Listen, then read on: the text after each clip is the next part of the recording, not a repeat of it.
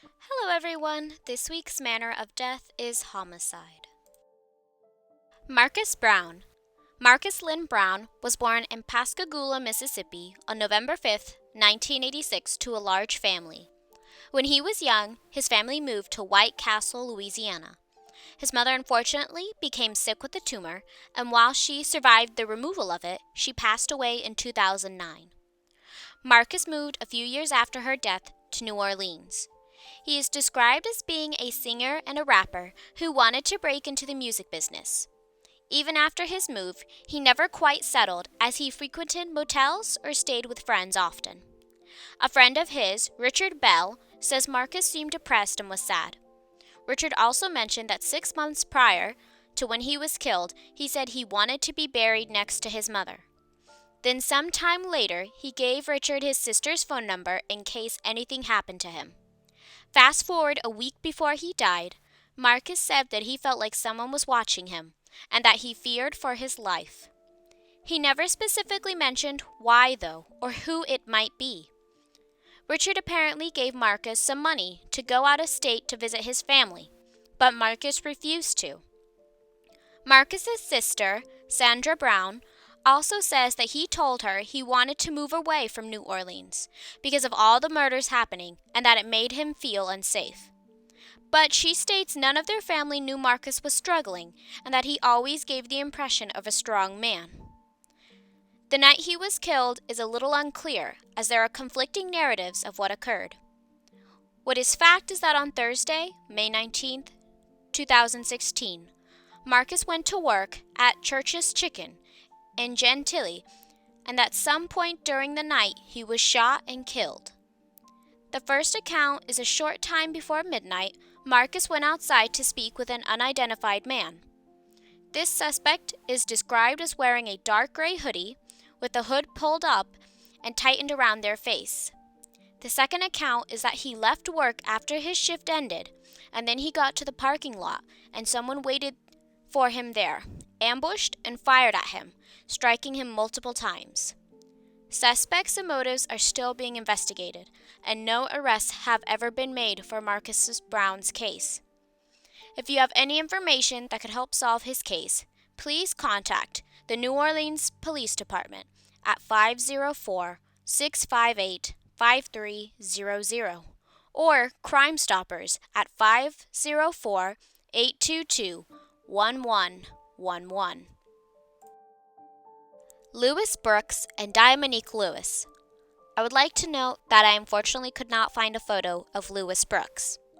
25-year-old Louis Brooks and 26-year-old Diamonique Lewis were a couple that often stayed together at Diamonique's home. She was the mother of 2 young children and had just moved from Dallas to New Orleans. On the fateful night of April 23, 2015, Louis and Diamonique would be shot to death. According to Jose Cabrera, who lived next door to Diamonique on that Thursday night around 10:30 p.m., he heard gunshots and then saw 2 men running from the house. A second neighbor stated that she heard Louis and Diamonique arguing, and when she heard loud sounds at 11 p.m. and some children crying, she didn't think it was abnormal.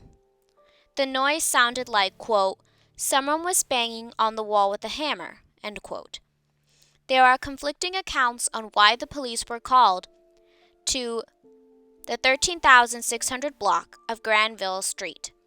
The first report is that they were called at 3 a.m. for a shooting, but a second is that they were called to perform a welfare check. When they entered the home, they saw Louis and Diamonique lying on the floor, both suffering multiple gunshot wounds. There is not a clear reason for why the 2 were killed, and it's even debated on whether Diamonique's children were home at the time of the tragedy. Their case remains unsolved. If you have any information that may solve Louis and Diamonique's case, please contact the New Orleans Police Department. Joshua Brooks. Joshua Jamal Brooks was an 18-year-old young man who just went to a party to have fun, but it ended with his life being lost. March 12, 2011 was a Saturday, and there was a party for teenagers at the B&L Restaurant and Lounge, which is at 700 Port Street, New Orleans. The party was in full swing when around 12 a.m. a person started shooting before fleeing the scene. Joshua was hit several times in the head and upper torso. 5 people were hit, but Joshua was the only fatality. The other victims were young teenagers as well. A neighbor living near the B&L restaurant heard the gunfire and called the police. She saw teenagers fleeing and mentions being surprised, as it's usually an adult scene. The shooter has never been identified. If you have any information on who the shooter is, or that could help solve Joshua Brooks' case, please contact the New Orleans Police Department. Brishen Dorsey. Brishen Ashen Dorsey was born on April 14, 1988. He was a 26-year-old man and had just moved to New Orleans from Shreveport to be closer to his girlfriend after he had been laid off from his construction job. He was in New Orleans for only a few days when he was brutally gunned down.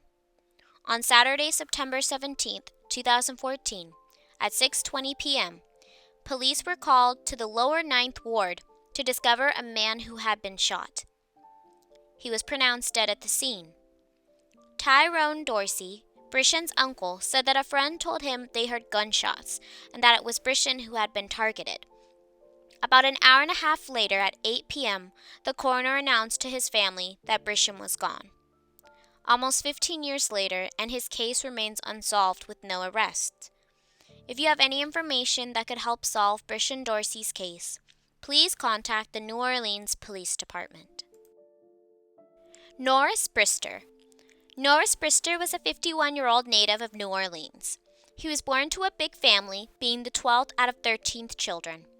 He was a big family man himself, with 8 children and 17 grandchildren. Norris was described as hardworking and someone who constantly smiled. He enjoyed sports such as football and pool, but also liked spending time with his grandchildren. Around the time of his killing, he lived with daughter Cantrell and her children. He lived on the same block where his life would be savagely taken. Norris worked as a food runner for the Cornet restaurant, which is located on Bourbon Street in the French Quarter. He ended work normally at 11 p.m., after which he would play pool with his coworkers. However, he changed his routine on the night of July 30th, 2016. That Saturday night, Norris left the restaurant and headed straight home instead of hanging around to play pool. Oftentimes, he would get a ride, but recently he had been riding the bus, and that's what he did that night. The bus dropped him off in New Orleans East at the corner of Morrison Road and Newcastle Street. He would walk home, and this entire trip would have him arriving at home around midnight, according to his daughter. At 1 a.m. on July 31st, 2016, the police were called due to gunshots on the 7700 block of Keats Street. There in the middle of the street lay Norris. He died at the scene. Cantrell, the daughter Norris lived with, was not home when he was killed, but did return when the crime scene was still being investigated. She saw his items, such as a backpack and tennis shoes, and recognized them as his. Hours later, they confirmed her father, Norris Brister, was the victim. Years later, his case remains unsolved. If you have any information that could help solve Norris Brister's case, please contact the New Orleans PD homicide detectives at 504-658-5300. Thank you everyone for listening until the end of the video. I really do appreciate all the support you give me. Please go ahead and leave me any case recommendations you may have in the comments down below. I really do like bringing awareness to cases that might not have a lot of coverage, so go ahead and recommend any that you think deserve a little more attention at this time. Thank you so much, and I'll see you in the next one.